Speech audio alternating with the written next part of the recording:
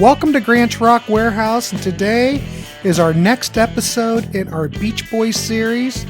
Today we are looking at 1972's Carl and the Passions, So Tough.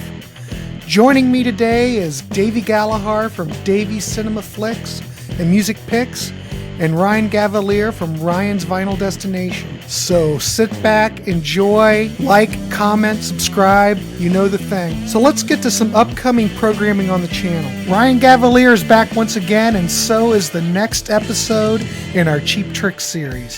This time we are looking at 1983's Next Position Please and 1985's Standing on the Edge. If you're familiar with Cheap Trick, well, this is where things start to get interesting. I'll leave it there. Upcoming this week, we've got a panel discussion and review of Big Country, The Crossing.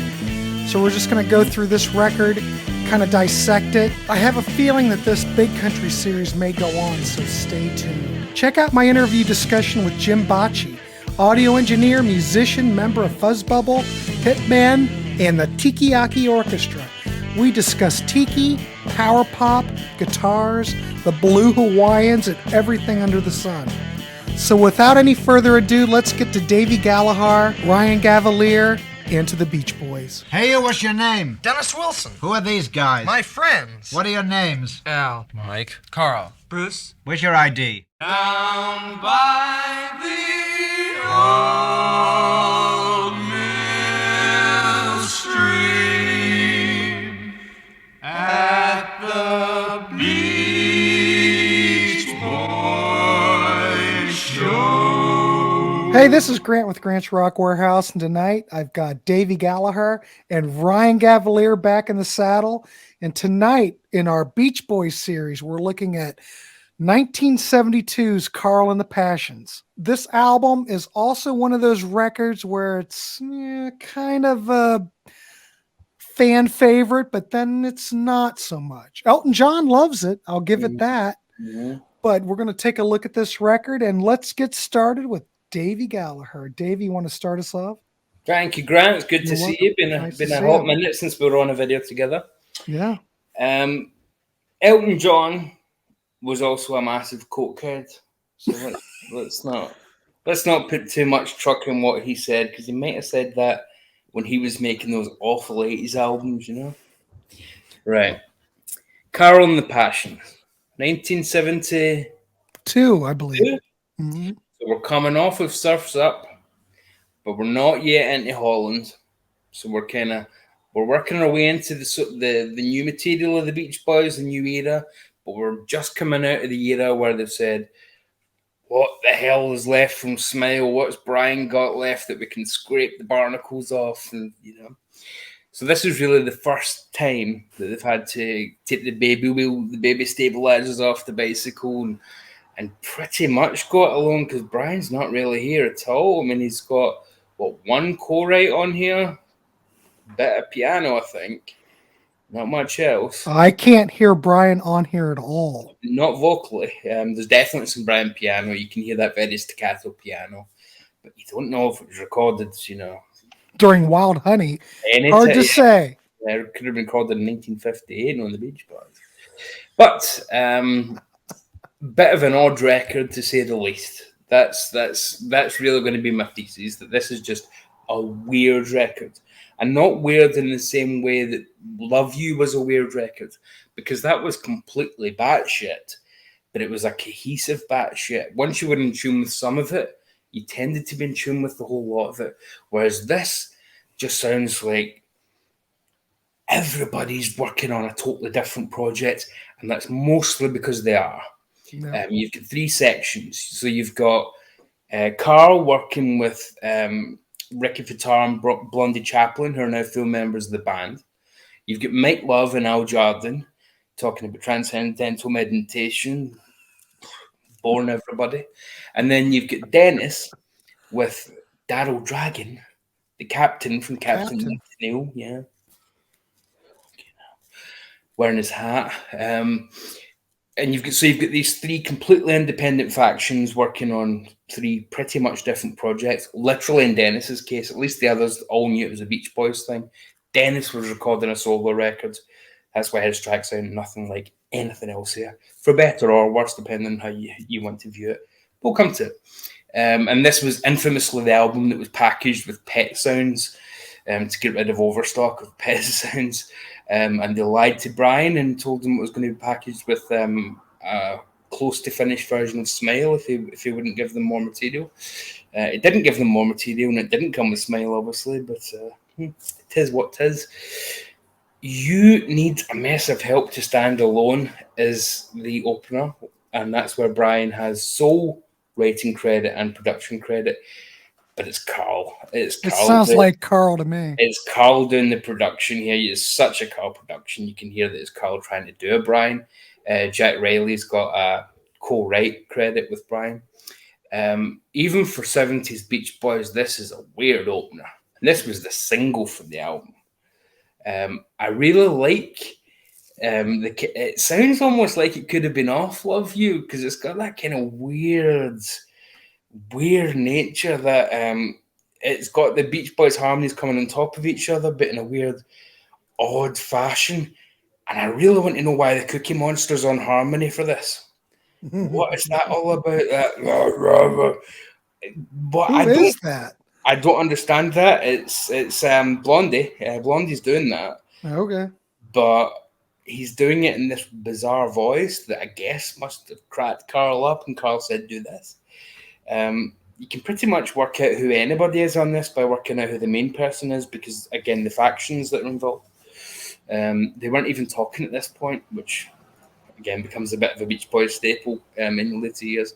But it settles into a nice kind of countryish track, which is so strange after the Cookie Monster opening, with the overlapping voices and the pedal steel. And I really quite like it in a strange way. It's a grower, but it definitely ain't a shower. And that's why it's a terrible, terrible choice for a single. I have no idea why you put that out as your hey, we're the 70s Beach Boys and we're no longer relying on Brian. We're going it alone. You know, we can do this. Oh, but our first choice of singles, the Cookie Monster on vocals, and Carl's doing his best to kind of overcome that. But Brian's also got a co-writing and co-production credit.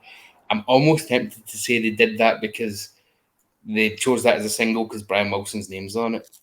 I don't know. I would think. But, interesting point, this was the single. And of course, no Beach Boys singles during this time period would even chart. Probably didn't matter what they released at this point. But it is kind of an odd choice in a single. I would agree with you. But I think you set your own narrative with these things when you kind of make these choices consistently as they were at this point. Mm-hmm. Here She Comes, again. Different album. We're into a completely different record here. So now we have Ricky and Blondie. So they're from The Flames. I'm a massive Blondie Chaplin fan. His solo stuff is fantastic. He's not done enough of it. Great session player as well.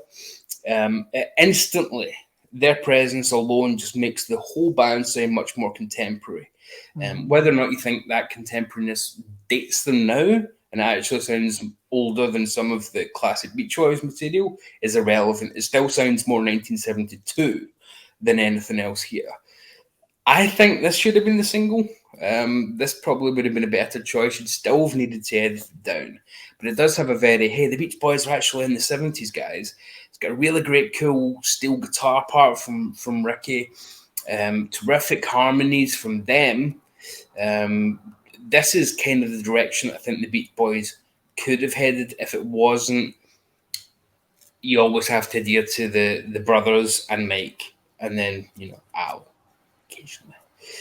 Bruce at this point doesn't matter. Bruce was in these sessions and just walked out because he had nothing to do, and nobody would give him any credit for anything. Nobody took on any of his ideas. So he was part of the Landlocked sessions, which was the original project we were working on, and he quit. So he come down, oh boy. Talking about come downs. Brian has got a co-writing credit here. Brian did not write any of this. Again, I think he might have done a tiny bit. He might have done a tiny bit of that piano part that I'm referring to, that staccato piano. This is embarrassing to me, most of it. Mike doing these lyrics, and it's so Mike, trying to do Jesus, the Maharishi, and Buddha all in one, and Krishna all in one cod gospel track. And yet Carl still finds a way, because it's Carl Wilson, to sound absolutely wonderful on the choruses, Yeah. as misguided as they are. As, oh gosh, you guys aren't gospel singers as it is. Carl still sounds fantastic. So he pulls it up, but Mike's lyrics, oh my God, I've never heard anything quite. I mean, it's even if you read them out, it's theologically incorrect. I mean, he's making comparisons that don't actually work just from a theological point of view, which I'm not sure we should really discuss. But, regardless, it just proves that Mike Love is indeed a hack fraud. Which, anybody that knows him knows that. So I'm pretty sure that's the middle name. Marcella. Yeah, Brian does sound like he's written a little bit here. A little bit. It's named after Brian's favourite masseuse. I don't know if that's a euphemism, but being Brian, it probably isn't. He probably literally just likes having a massage. For anybody else, you'd think, yeah, masseuse, we know what that really means, but not for Brian. He's too busy. Well, he really admired his housekeeper too. Yes, but he's Brian. He's Brian. Well, just saying. Well, he does have kids, folks. Let's not act like, That's right. However, Carl does the production again here, and I think his production's pretty poor. It overpowers a lot of the actual music, but it does have some cool slides. I'd love to know why there's sleigh bells for the last minute and a half. Why are there sleigh bells? Were they sitting around from the Christmas album from a few years earlier, and they thought, we've not used these in a hot minute, let's just throw these on? I think he just answered that. Well, I think the real answer is there's 8 tracks in this album. Nobody was talking to each other. Of quite a few of these tracks to try and stretch them to 5 minutes, 4 minutes to try and get to LP length, because they get to LP length by about 40 seconds and no more. There was no 9th track. They would have had to have just thrown on a cover or something, because there was so little material here. It's a miracle that they'd go on to make Holland so shortly afterwards, to be honest. Jump over to side 2. Hold On, Dear Brother. Again, it just sounds like a completely different... It just sounds like the Flames have jumped in to the middle of a Beach Boys record and you've hit shuffle on your iPod. But I don't care, because it's a really cool track. It's a knockoff of the band, a massive knockoff of the band, because Blondie is literally trying to sound like Rick Danko. Not just slightly. He's copying Rick Danko's idiosyncratic phrasing from tracks like Unfaithful Servant, Caledonian Mission, Stage Fright. Ricky toured with Rick Danko in the late 70s, so, they were friends as well. But I really like this track. I think Hold On Dear Brother is still a great track. If you're going to copy, you may as well copy from somebody that I love, and I fucking love the band. I'd like to have seen more from Blondie and Ricky here. Blondie and Ricky are a great partnership. I think they work musically fantastically well together. I think the harmonies here are top notch, but not in a Beach Boys way, more in that early 70s way, like Crosby, Stills, Nash, Seals and Croft, Doobie Brothers, Poco, Burrito. America. Well, nobody's quite as boring as America, though, are they? I mean, they just... What did Neil Young do last? Copy and paste. Make It Good. Again, here we go into a different record again, but it's Dennis. Orchestra is really out of place when you've heard the rest of the record. Again, it was meant for a Dennis solo record produced by Daryl Dragon, the captain. Love won't keep us together. But it's beautiful. It's absolutely gorgeous. Dennis's vocals at this point were so fragile.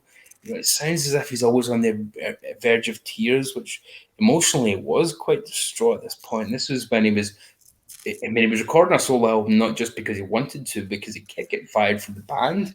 And then, the brothers would feel sorry for him and, vote him back in. And 2 weeks later, vote him back out again and blah, blah, blah. But the material always shone through. I mean, it's such a lovely, lovely little song, despite think, an overblown arrangement for this part of the album. It sounds like a kind of mood piece opener to an album rather than something you'd have as track 2 on side B. I'm not really sure why it sits here. It would be like Our Prayer sitting as like track 6 on an album. It wouldn't work. You need it to sit there and then jump into the heroes and villains or whatever. You know, it needs something to been in this town so long, the back and this, and it doesn't have that release. It's got the build up, the tension, but not the release, which is down to the sequencing of this record, which is just nuts. I don't think there was sequencing. I think they just wrote down the 8 tracks and put it out. All this is this is Mike, Carl, and Al. And I love it to bits. I think this is just fantastic. This, again, is about TM, Transcendental Meditation, and Krishna. But I think this is how you do spirituality, not just let's pretend we're doing gospel music and add some Krishna references in. This actually sounds spiritual because they feel the music and they make me feel music with them. Mm-hmm. Carl's vocals are insane, especially that last minute where he's hitting those ridiculously high notes where he's doing the Jai Guru Dev or the Krishna jig that John Lennon did as well. There's more spirituality in this than there was in an hour of what they were doing earlier on in this record. It sounds like a meditation. It's hypnotic. It's entrancing. One of my favourite vocal arrangements that doesn't involve Brian. They said it was based on the Road Not Taken by Robert Frost. I've read The Road Not Taken. I don't read that at all. To be honest, it's just such a great kind of, you know, spiritual I am you and me, she is me and we are he and we are all together, that kind of idea, but in a kind of universal fashion. I really like it. I think it's a terrific track. I don't think that could have been a single, but I think it could have been an album highlight because it is. It needs a different surrounding because that packaged in between Make It Good and then final track Cuddle Up, it's just so weird. Cuddle Up's great too, though. This is the odd thing. All the sequencing and all the arrangements and all the parts are so weird stuck together. But individually, they're all nice parts or great parts. Mm-hmm. Cuddle Up's lovely. Dennis's ragged voice singing really quietly, almost as if he can't bring himself to sing any higher. I love that. It's an incredibly odd choice of closer again. 2/3 of the last, 2 out of 3 of the last tracks have been Denny. It's as if like they woke him up towards the end of the album. They really could have sequenced this whole thing better. The orchestra does, I think, in this one become a little bit overblown at points. It doesn't need that epic crescendo. And really oddly, this was the B-side of You Need a Mess of Help, which, can you imagine 2 more different tracks for an A-side and a B-side? I mean, if you put that on as your single, you'd be like, what the hell are the Beach Boys these days? But again, the kind of iconoclast in me loves that because, you know, it's nuts. It's scuzzy and it's mental, and that's my kind of thing. I really like nuts. Nuts! So, yeah, Captain and Tennille covered this on their big album Love Will Keep Us Together, along with Disney Girls and God Only Knows. So their massive album was 1/3 a Beach Boys cover album, which is just bizarre to me as well. But overall, when I go through the tracks individually, apart from that awful misguided gospel of He Come Down. Fuck, it even sounds weird to say that, He Come Down. Which I still think has got great singing from Carl once the actual gospel bit comes in. There's nothing on here I really dislike. I know it's an unpopular album that then became a cult album. I know Elton John says he loves it. But I just think as an album, it doesn't work. Like as a collection of tracks, it doesn't work. What's your message here? What is your band now? They don't have one. They don't have a message. They don't have a band. They don't have a vision. They don't have a goal. They don't have an aim. What they have is 3 different factions who basically made a single and a half each and put them onto this, Carl and the Passions. But better things are coming. Holland's up next, and I love Holland. Spoilers. And again, I think individually, I think all the constituent parts are fine to excellent. So I'm going to give this. We're on your channel, Grant, so I'm going to give it. Gosh, You give it whatever you want. Okay. I'll give it out of 384,974. I'll give it 374,000. No, that would be too hard to work out. I will go with your 5-star scale. Oh, you're talking. Go ahead. Out of respect for you, I will go with. I have been saying 3 all day, but even thinking in my head, going through them, I like all these tracks apart from the stupid gospel bit, and even that makes me laugh because Mike's such a fucking idiot. 3.5. 3.5 is my final answer. 3.5. You can. Well, 3.5 for this record's not bad at all. And there isn't much Mike on here either, so I'm in a good mood. All right, great review. I appreciate it, Mr. Gavalier. What do you have? What's your take on this? All right, so Carl and the Passion's So Tough, 1972. I actually like this album more than I remembered. I don't think it's the greatest Beach Boys album by any means. It's not even in like the upper half of Beach Boys albums, honestly, but is it within that range of the LA Light album? It's better than LA Light. Yeah, better. Okay. I mean, this is a good album. I pretty much like all the content on here. I do really dislike one song, and I think we all know which one it is. But so starting off, You Need a Mess of Help to Help Stand Alone. You don't like that song? It's a good track. I don't know if it was the right opening track, though, honestly. It's not overly memorable. Mm-hmm. I think that it is a weird track, and I like that. Kind of some like the piano and stuff in it. It has a weird feel. I liked how you compared it to Love You. It definitely has a quirky feel to it. I don't know. It's not as good as stuff on Love You, though. No. Here She Comes. Amazing song. It shouldn't be on a Beach Boys album, but it's such an amazing song, so I can't complain. I mean, it sounds proto Steely Dan, honestly. Mm-hmm. Sounds like Traffic to me. That too. But it's Steely Dan. I can hear. Yeah, that's brilliant. And this is 72. This is before Can't Buy a Thrill. Yeah. And I mean, I think definitely like a Steely Dan kind of feel there with the piano, the bass, that awesome groove to it.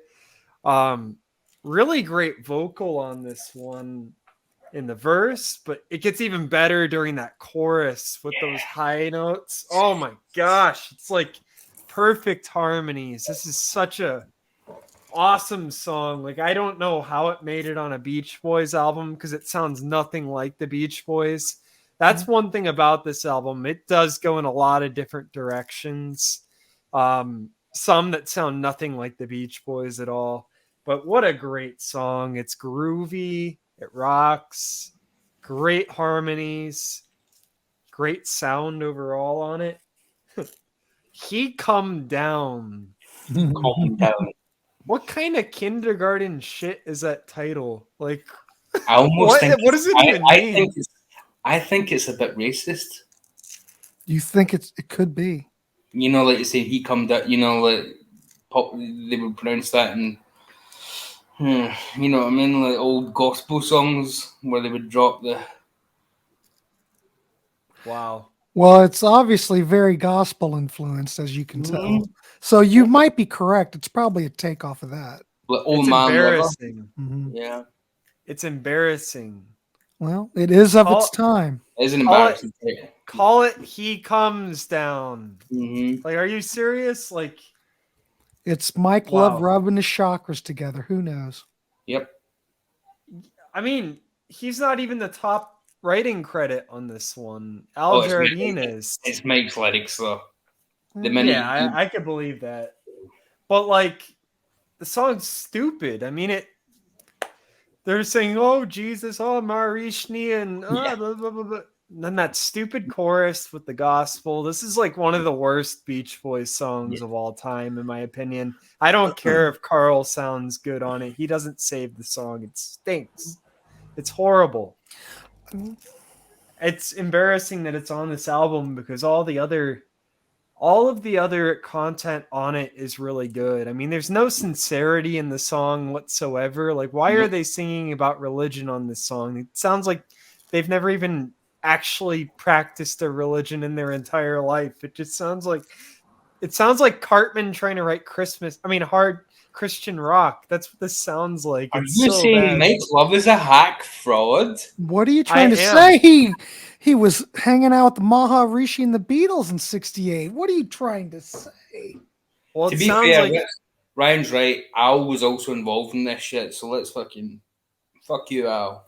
I love you, but you were in the Brian wrong has a faction. writing credit on it too, but I can't say that to Brian. He's amazing. But 99%. Even though he was sitting in his bedroom in a robe during the sessions. Sure, he just a piano staccato, and that was it.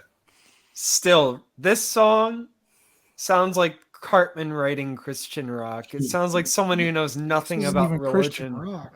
Yeah, but I'm just saying they know nothing about religion at all, and it's embarrassing. One of the worst Beach Boys songs ever. But Marcella, pretty cool song. I don't know. I mean, it's not like top shelf Beach Boys, but it's catchy. It's kind of weird. Hey, Marcella. Like a really good little melody there. I like the song. It's not reinventing the wheel, but it's good. It's probably the most Beach Boys sounding the album Beach on Boys this album. It's like the only song on here that actually sounds like the Beach Boys, really. Hold On, Dear Brother. I definitely agree with the sentiment that it sounds like the band, and holy crap, it's good. This is probably my second favorite song on this album, which is really telling that the two songs from Fatar and Chaplin are my favorite songs on this album because they really are the best ones on here. I mean, this is beautiful harmonies. It sounds like the band. It's got a good rootsy feel to it. It's emotional. My only thing, hold on, dear brother. I feel like the phrasing of that chorus, almost like he come down, like it should have been hold on, my dear, or hold on, my dear brother, or hold on, something, add a different word in there because it feels awkward to me, that phrase. I don't know. I can kind of hear Rick Danko doing that though, because Rick did that weird phrasing, He always sounded a bit, well, it was always coked up. They always sounded a bit.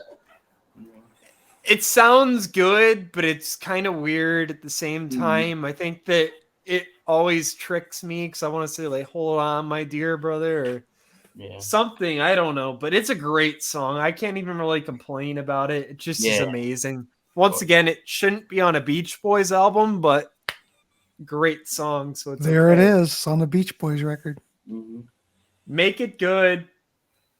I like this song. It's beautiful. Once again, it does feel like a completely different album, but beautiful. It's really dreamy. It's that tenderness that you love from Dennis. I mean, his songs on this album really tug at your heartstrings. They're just beautiful. Love it. It's really like I said, dreamy, kind of psychedelic feeling, but just really tender and genuine. All that is that. Also a really cool track. This one has a moody feel with that like little riff and stuff. I think it actually fits on this side of the record because it does kind of have a bit dreamier of a feel, or a bit more chill at least, than the stuff on the first side. So I think it fits sequentially on here.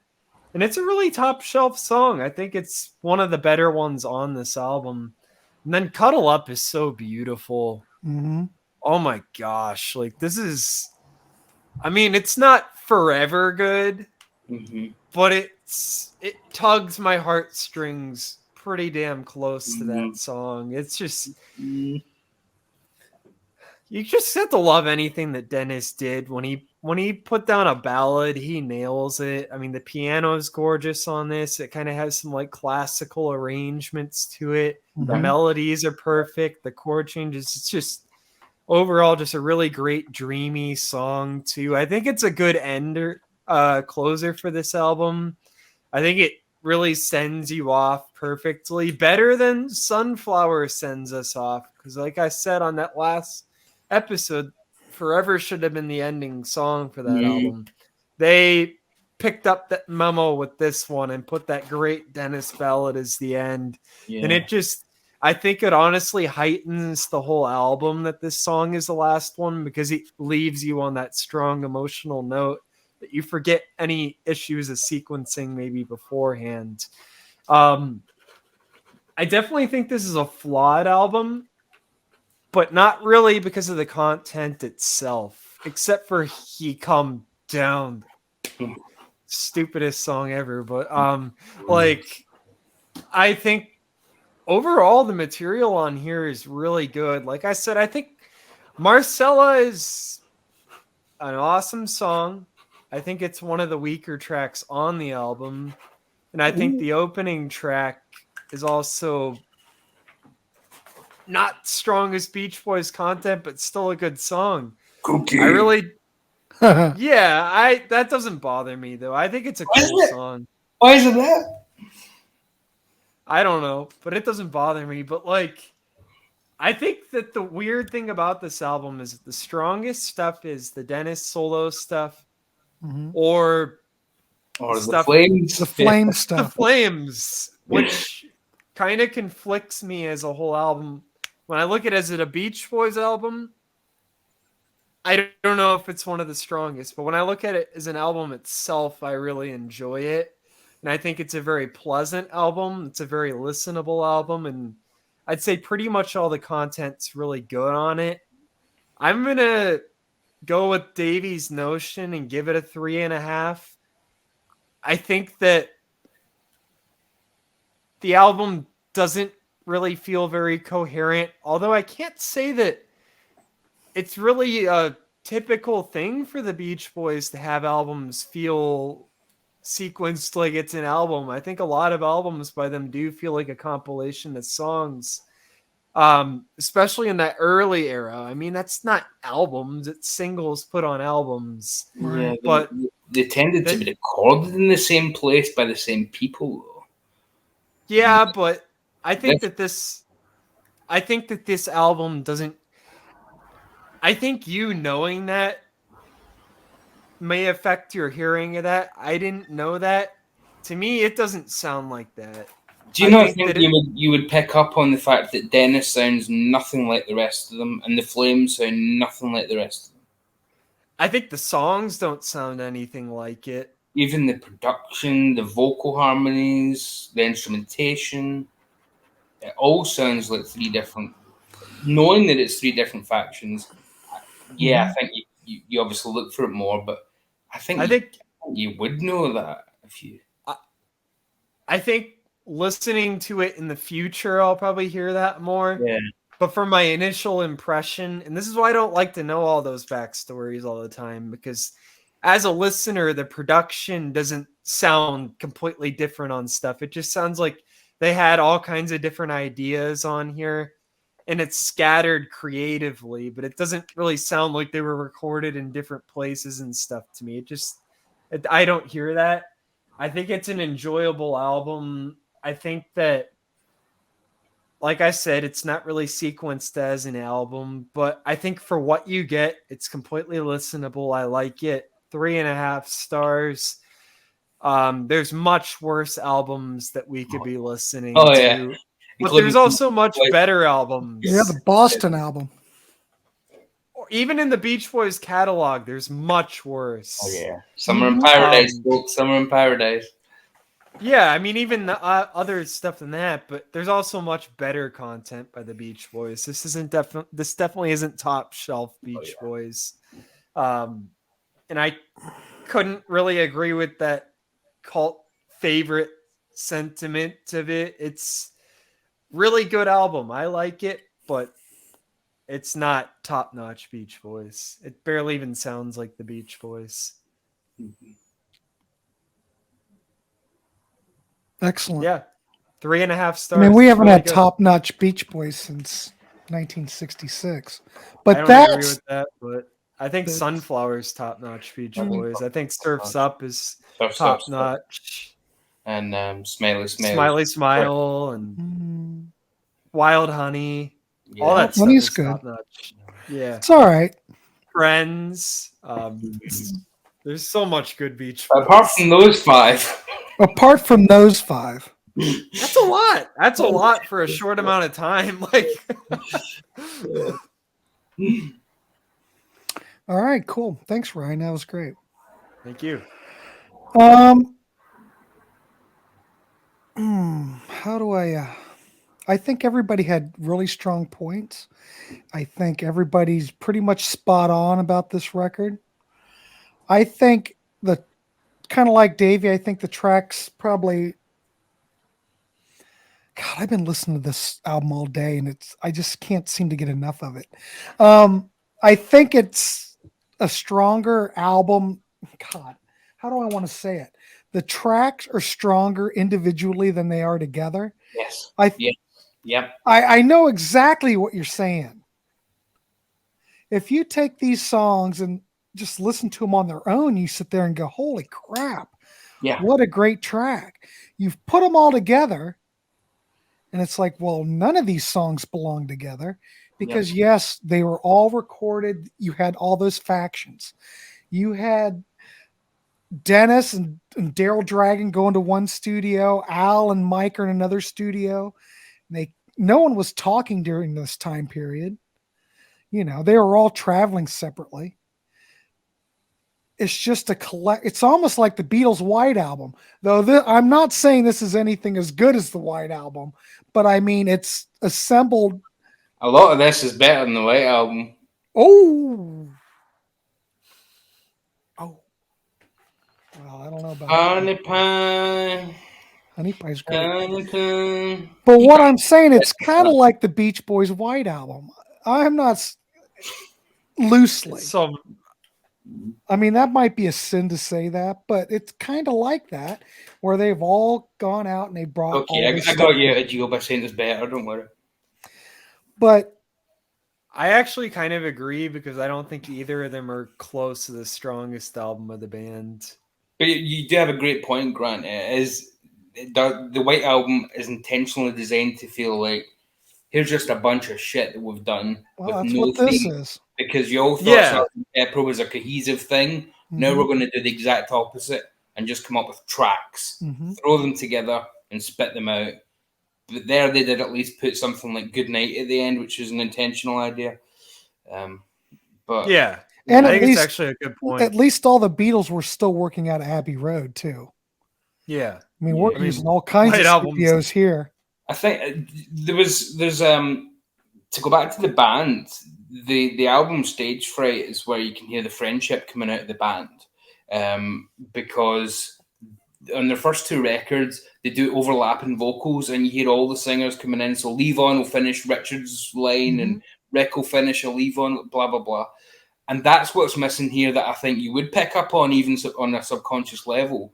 You'd be thinking, why is Mike not singing on half of this? Why is Carl not here? Why are the Flames only on some of this? So I think on some level, even if you don't really click, you would subconsciously not be hearing the Beach Boys as a band. Whereas on every record before this, they've all been there, even if it's overdubs. Whereas this just doesn't sound like the Beach Boys. It sounds like what?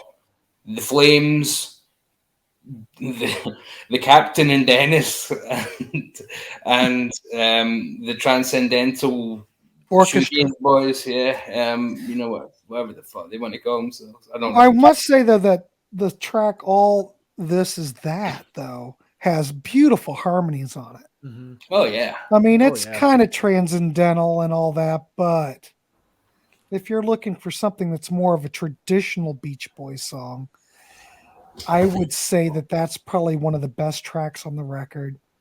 Yeah. Carl's vocal. Yeah. I mean, I'm going to give Mike some props. He sounds good on this track, too. He sings a great bit in the middle. Yeah, I'll give him that. He sings a great I bit. will give him that. Yeah.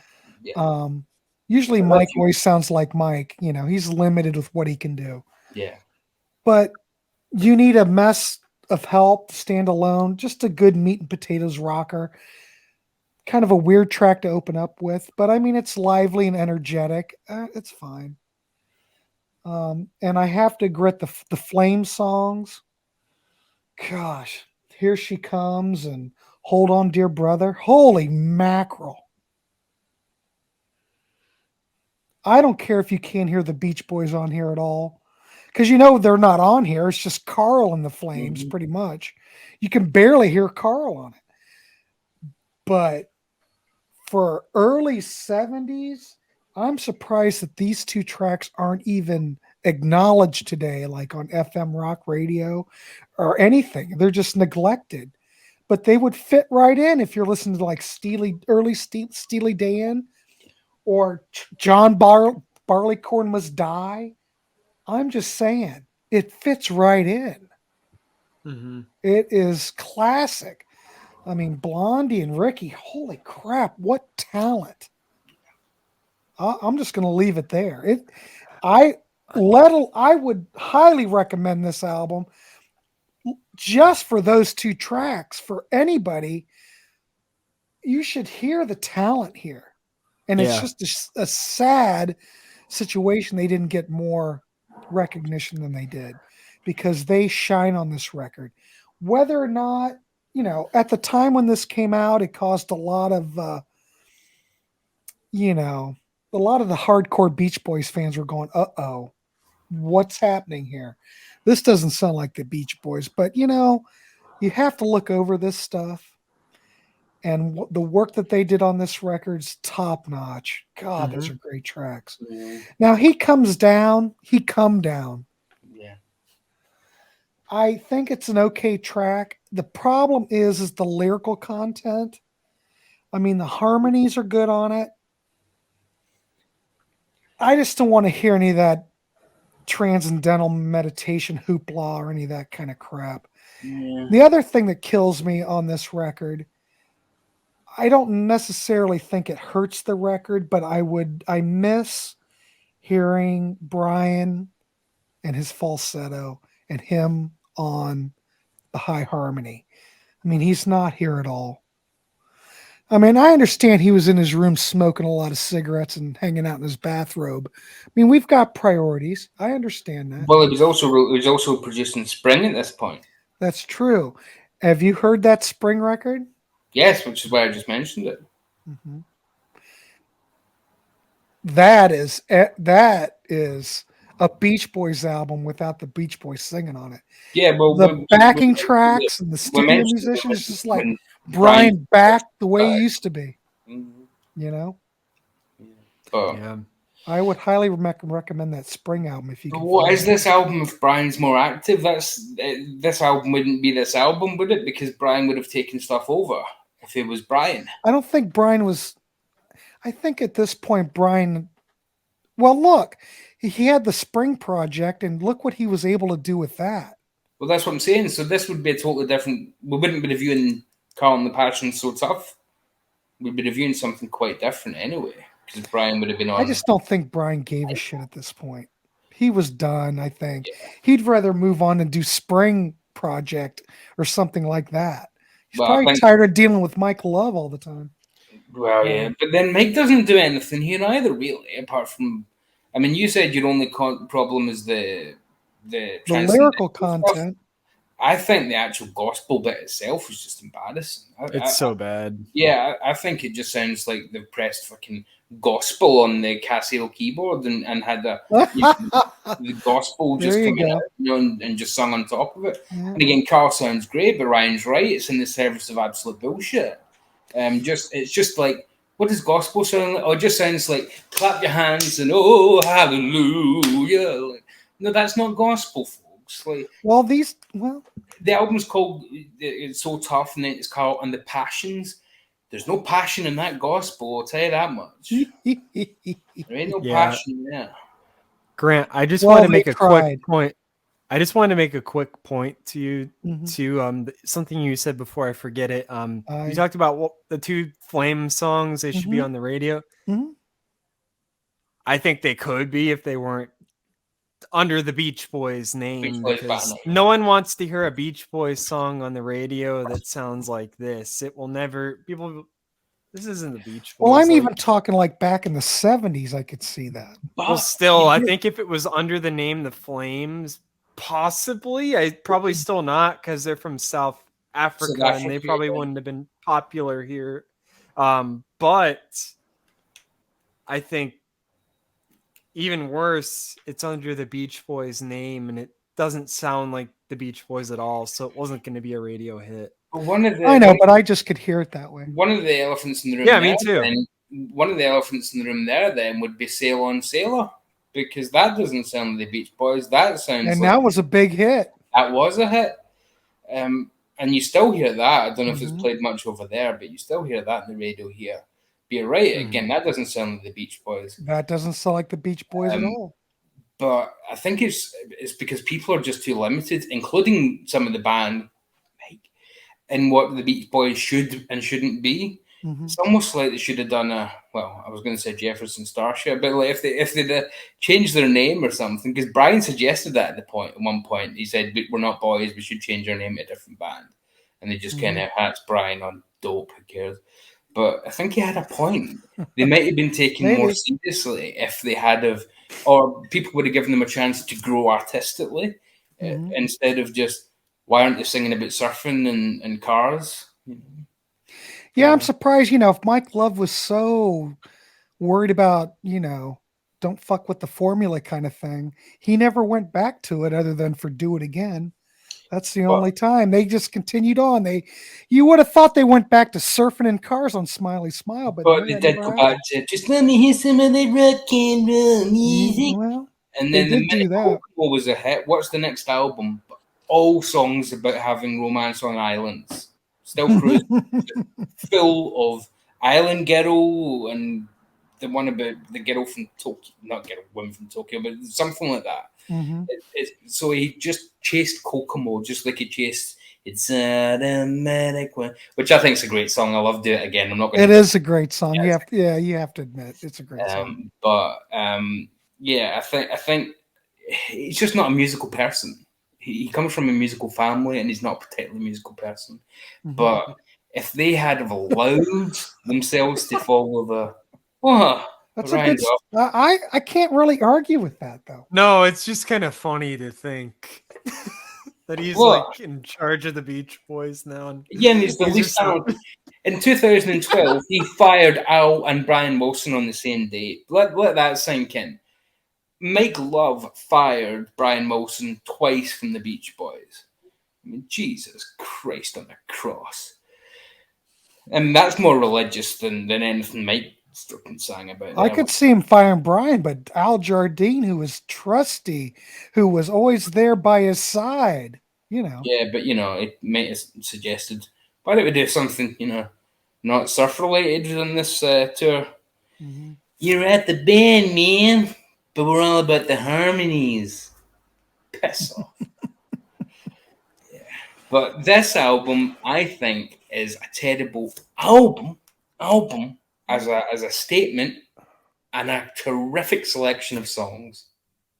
It is the iPod shuffle version of the Beach Boys, where you found 7 great little songs of good to great, and one really weird gospel one where you're like, why the fuck did I put this in my iPod in the first place? Delete.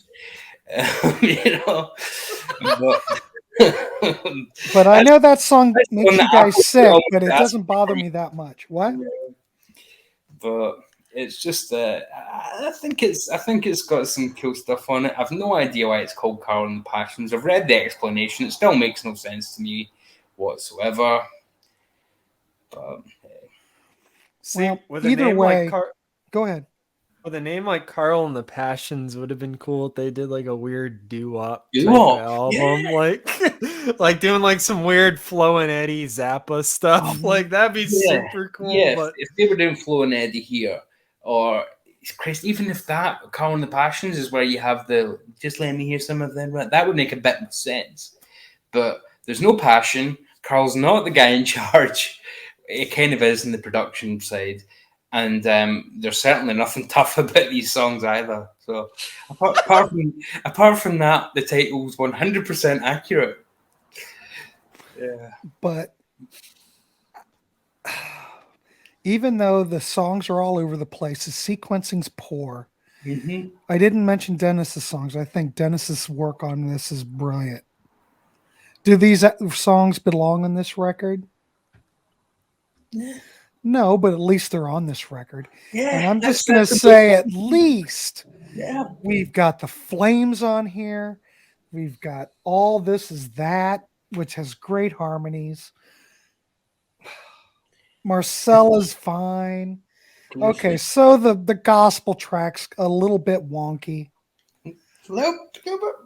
Well, I know, but every Beach Boys album has something that's wonky.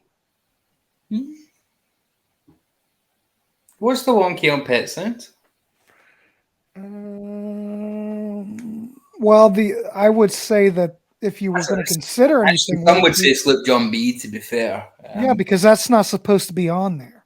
I wouldn't consider it because I think that's a masterpiece of vocal harmonies. And that was a 45 that Capitol wanted on the record. I've never skipped that in my life, and I never will. So, but it doesn't belong on there. It doesn't. Well, it doesn't go with any of the lyrical content or the concept of the record, even though there's no concept. I'll give you that.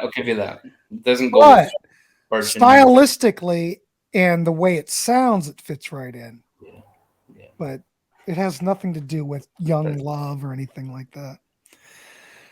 Young Love. I've been listening to Carl and the Passions all day, and I probably can't get the damn thing out of my head at this point. Yeah. I think it's flawed, but I think I'm just going to go say it. I'm going to give this damn thing 4 out of 5 because what is great on it is great. And I think it's underrated. Yeah.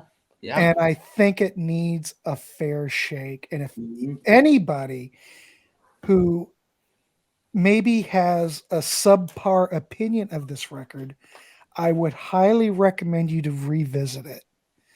Yeah. Is it kind of a weird mixture of styles? Yes, but there's something charming about it. Yeah. It's kind of kooky, but my God, does Dennis shine on here? And does Blondie and Ricky shine? Hey, and we even gave Mike Love some props because, All This Is That in that middle part, he sounds great. And when Carl is on here, he sounds great. Do I miss Brian? Yes, I do. Do I miss Bruce Johnston? Yes, because I do like Bruce's vocal parts. I think he could have added a lot to the vocal harmony. But what we do have here is a little gem within the Beach Boys catalog, as flawed as it is. Mm-hmm. But like you said, Davey, the tracks by themselves are very impressive. 7 of them. Yes, I'll give you that. And that's not bad. We're talking 1972, and no one cared about the Beach Boys then.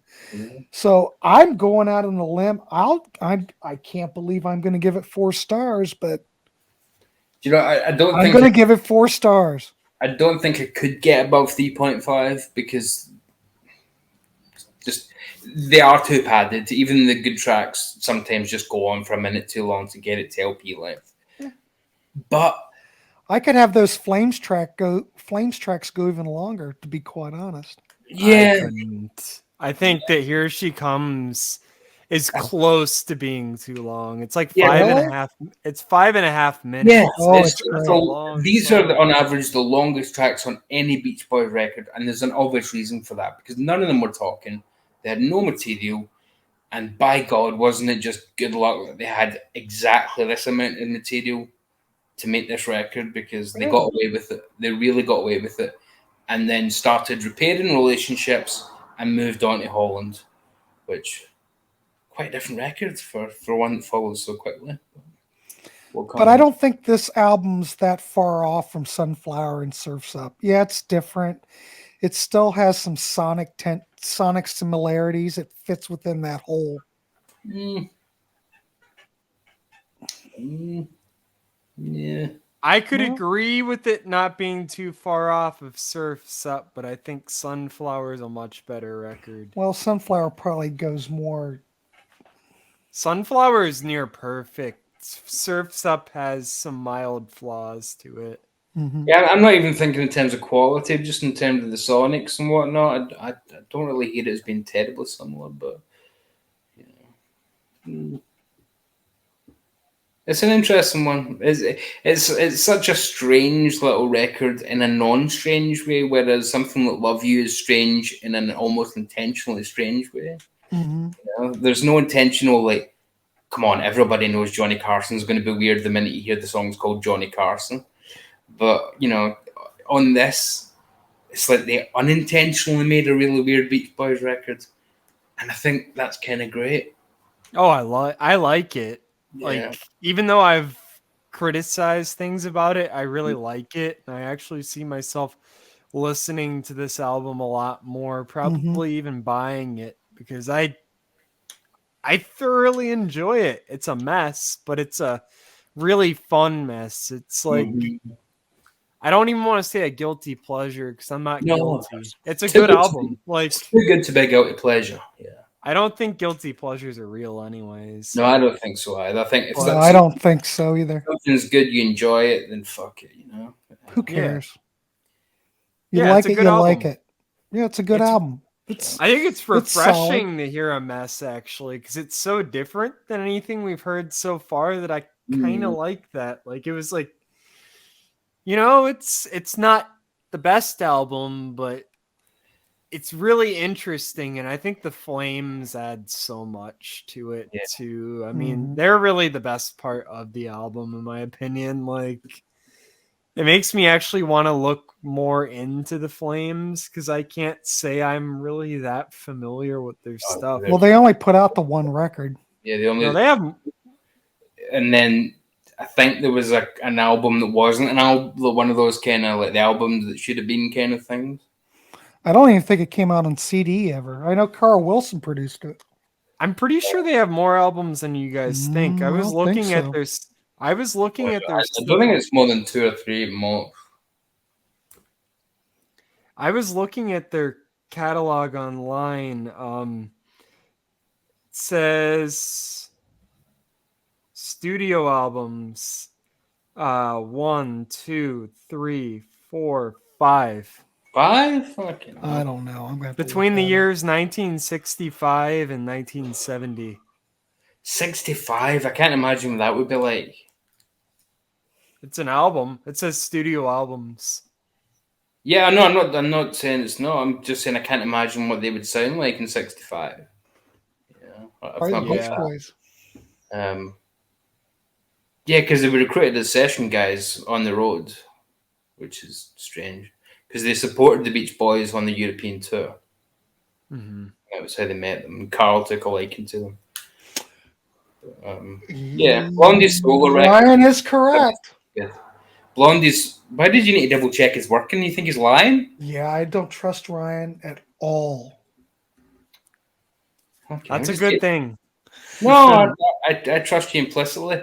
Well, the only thing to be quite honest, the only thing I've ever read was the Flame album from 1970 that Carl Wilson produced, and that's the only one that's ever been brought up. I suppose it's a bit like Bob Marley and the Wailers, isn't it? Because there is like seven albums before people actually start counting Bob Marley and the Wailers. I wonder if there's like a best of from them. Oh, don't Because go I down. think it would be really worth picking up based on what Yeah, you just know it's going to be on Discogs as a Japanese Obi strip import, and you're going to end up having to pay 60 quid for it or something. So. Oh wow, all of them are on Spotify. All Are 5. they? Cool. Oh, there Now you I'm go. gonna deep dive. Well, that saved us some money, folks. Spotify, actually, fuck Spotify. YouTube them. Well, there you go. We don't have to spend any money. All right. Yeah. Well, there you go, kids. Davey, you gave it what, a 3.5?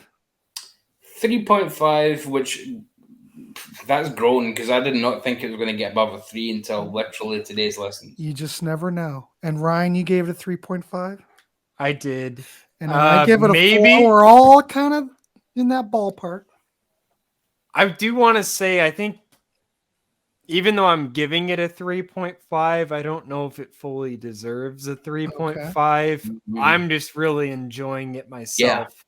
I don't think it's a very good album, but I think that the songs individually are so good that I can't give it a 2 because it wouldn't be fair. But as an album itself, it probably is around a 2. But I think the songs are just too good to give it that low of a rating. Okay, fair enough.